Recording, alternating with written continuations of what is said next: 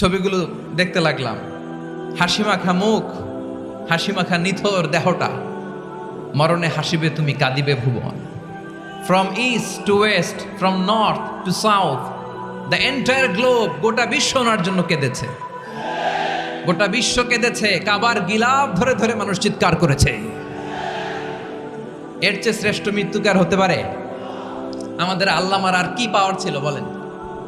আর কি পাওয়ার ছিল?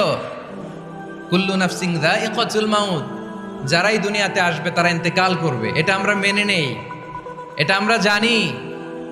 কিন্তু অবাক করা বিষয় হচ্ছে আমরা আজও জানি না আমাদের আল্লামার মৃত্যু কি স্বাভাবিক হয়েছে নাকি এটা পরিকল্পিত মেডিকেল কিলিং ছিল। এটা যে পরিকল্পিত মেডিকেল কিলিং ছিল এটা ধারণা করার পেছনে অনেক কারণ আছে। তিনি আধিপত্যবাদের বিরুদ্ধে সোচ্চার ছিলেন, ফ্যাসিবাদের বিরুদ্ধে সোচ্চার